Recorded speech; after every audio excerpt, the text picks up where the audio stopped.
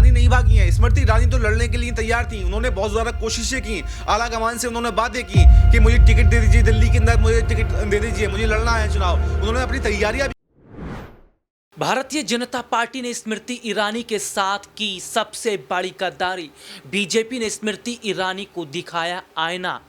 BJP की star प्रचारक की लिस्ट से भी बाहर हुई स्मृति ईरानी।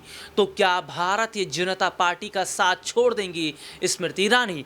नमस्कार, मैं हूं राहुल शर्मा और आप देख रहे हैं आज का हमारा सबसे खास प्रोग्राम। और सबसे खास प्रोग्राम में इस बार आज हम बात कर रहे हैं दिल्ली की।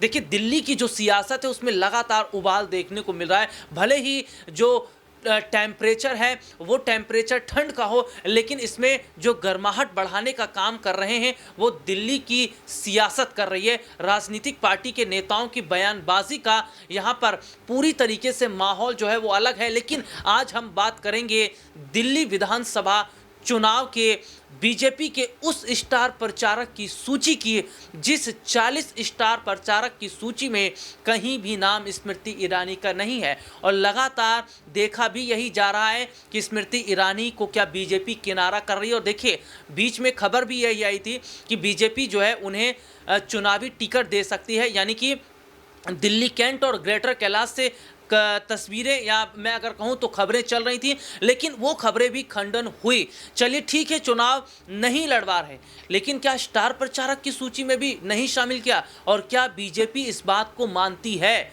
कि जनता स्मृति ईरानी को अब नेता के तौर पर पसंद नहीं कर रही है? अमेठी हारना क्या स्मृति ईरानी के लिए सबसे बड़ा दर्द है? और क्या बीजेपी में अब एक नेता के तौर पर रह जाएंगी स्मृति, या आगे का सियासी सफ़र वो किसी और पार्टी के साथ तय करेंगी? इस मुद्दे पर आगे हमारे साथ बातचीत करने के लिए हमारे साथ हमारे खास सहयोगी अब्बास भाई मौजूद हैं। और अब्बास भाई, बहुत बहुत स्वागत है इस प्रोग्राम में आपका। अब्बास भाई, भारतीय जनता पार्टी दिल्ली में जो चुनाव लड़ रही है, उस चुनाव को देखा जाए तो जिस तरीके से देखा जा रहा है कि इनके जो राजनीतिक पार्टी के नेताओं के बयान हैं, या सीधे सीधे तौर पर ये जिस तरीके से जूता चप्पल कंबल बांट रहे हैं, ये भी ठीक था। लेकिन बीजेपी ने जो है कईयों को इसमें से नाम जो है वो अगर कहा जाए तो हटा दिया। नुपुर शर्मा की चर्चा चल रही थी कि बीजेपी उन्हें टिकट देगी, उनका भी नाम स्टार प्रचारक की सूची में नहीं है। स्मृति ईरानी को लेकर चल रहा था कि उन्हें भी चुनाव में टिकट दिया जाएगा, उनका नाम नहीं है, स्टार प्रचारक की सूची में भी नहीं है। तो क्या भारतीय जनता पार्टी को ऐसा लग रहा है कि अगर इन दोनों चेहरों को स्टार प्रचारक की सूची में रखा जाता तो इसका बहुत बड़ा नुकसान होता?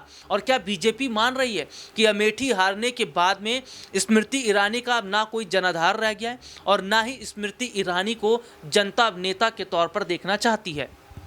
देखिए, जनता देखना चाहती है नहीं देखना चाहती है इसका तो नहीं कहा जा सकता, लेकिन इस फिलहाल के समीकरणों के हिसाब से हम ये तो ज़रूर कह सकते हैं कि बीजेपी स्मृति ईरानी को आगे नहीं बढ़ाना चाहती है। बीजेपी नहीं चाहती है कि स्मृति ईरानी आगे बढ़ें, क्योंकि जिस तरह से देखा गया कि दिल्ली चुनाव लड़ने के लिए स्मृति ईरानी का नाम आगे आगे चल रहा था, लेकिन सभी प्रत्याशी उतारने के बाद में भी बीजेपी की लिस्ट में स्मृति ईरानी का नाम नहीं आया।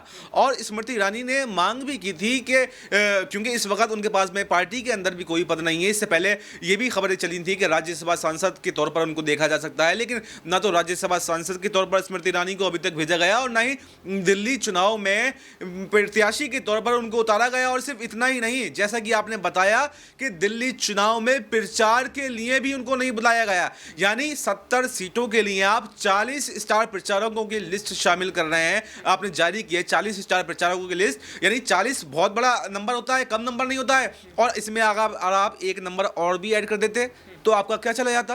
अगर स्मृति ईरानी को कम से कम आपने चुनाव नहीं लड़वाया तो कम से कम आप स्टार प्रचारक ही बना देते। कम से कम कुछ शांति, कुछ उनके मन में ऐसा तो प्रतीत उनको होता कि हाँ, बीजेपी ने मुझे कुछ समझा। लेकिन जिस तरह से उनका अपमान अगर मैं कहूँ यहाँ पर किया गया है, तो ये बिल्कुल भी जो है स्मृति ईरानी के लिए बिल्कुल भी काबिल लायक नहीं है। और स्मृति ईरानी इससे काफ़ी नाराज़ भी दिखाई दे रही हैं, और ऐसा हो सकता है कि भविष्य में स्मृति ईरानी बीजेपी का साथ जो है वो छोड़ते हुए नजर आए। और इसमें देखिए, वाकई ये बहुत बड़ी बात जो हमारे सहयोगी इस वक्त हमारे साथ मौजूद है वो ये कह रहे हैं कि हो सकता है कि अब स्मृति ईरानी ईरानी भारतीय जनता पार्टी का साथ छोड़ दे। और सुनिएगा ध्यान से, बहुत बड़ी बात मैं बता रहा हूँ कि भारतीय जनता पार्टी में ऐसे बहुत सारे चेहरे हैं जिनको बीजेपी ने साइडलाइन कर दिया, जिनमें ज्योतिरादित्य सिंधिया भी हैं। और बिहार की हम बात कर लें, जहाँ विधानसभा के चुनाव होने वाले हैं, एनडीए से दूरी पशुपति पारस बना रहे हैं, चिराग पासवान एनडीए से दूरी बना रहे हैं। इसके अलावा मैं जीतन राम मांझी का जिक्र कर लेता हूं, वो सीटों को लेकर नाराज चल रहे हैं,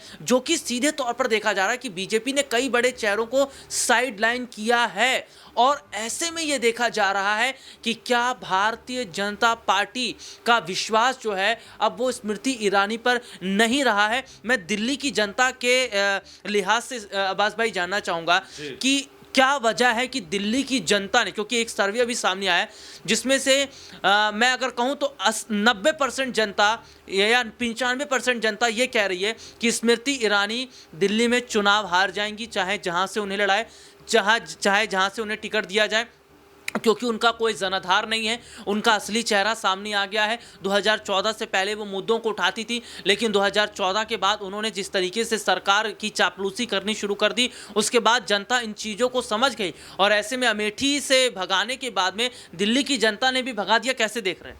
देखिए, इस तरह के सर्वे सर्वों पर भरोसा जो है वो सब लोगों का नहीं रहता है, क्योंकि ये सर्वे कोई सरकार के सर्वे नहीं है। ये ऐसे ही सर्वे आते रहते हैं ऐसे सर्वे। लेकिन इस पर हम ये नहीं कह सकते कि दिल्ली की जनता उनको हराने पे तुली थी, क्योंकि दिल्ली की जनता तो अभी बीजेपी को भी हराना चाह रही है। तो क्या बीजेपी अपने प्रत्याशी नहीं उतारे? भाई, बीजेपी ने सभी सीटों पर अपने प्रत्याशी उतारे हैं, जबकि सीटें कितनी आएंगी ये किसी को पता है? नहीं पता है। ऐसी दूसरी पार्टी हैं, अजीत पवार ने 11 प्रत्याशी उतारे। क्या अजीत पवार का प्रत्याशी जीतेगा?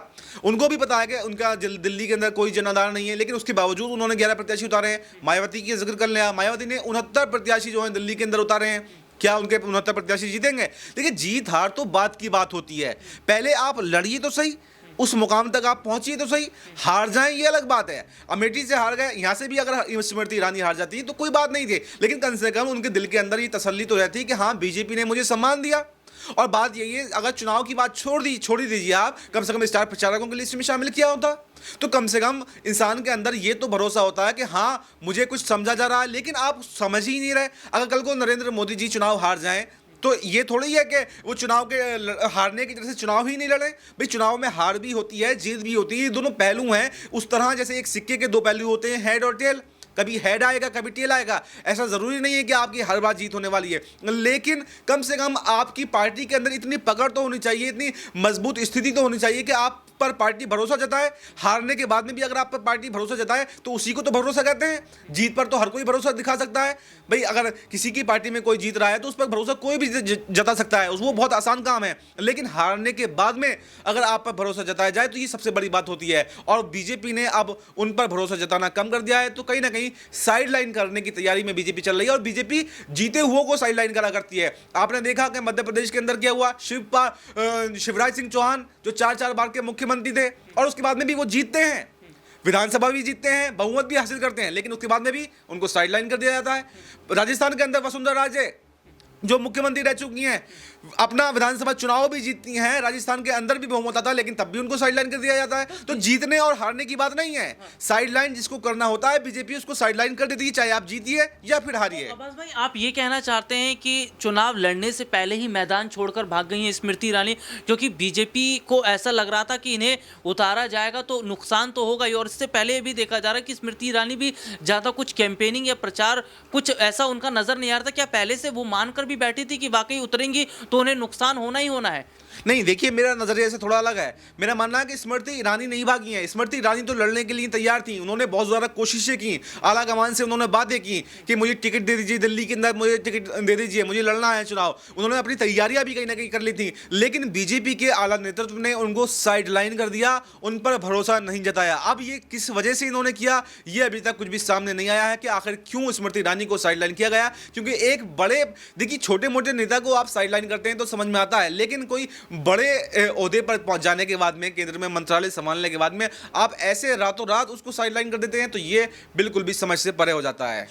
ये समझ से परे हो जाता है। और क्या चुनाव से पहले डर गई स्मृति ईरानी और मैदान छोड़कर स्मृति ईरानी का भागना ये कहीं ना कहीं बताता है कि क्या उन्हें सर्वे पर पूरा भरोसा था, जो सर्वे अभी हाल ही में सामने आया जिसमें दिल्ली की जनता ने स्मृति ईरानी को नकार दिया। इस मुद्दे पर आपकी क्या राय है, आप कमेंट करके ज़रूर बताइए। और ये भी बताइएगा कि क्या वाकई स्मृति ईरानी का राजनीतिक करियर भारतीय जनता पार्टी में सिमट रहा है, क्योंकि स्टार प्रचारक की सूची में भी बीजेपी ने उन्हें शामिल नहीं किया। फिलहाल इतना ही, मुझे इजाज़त दीजिए, नमस्कार।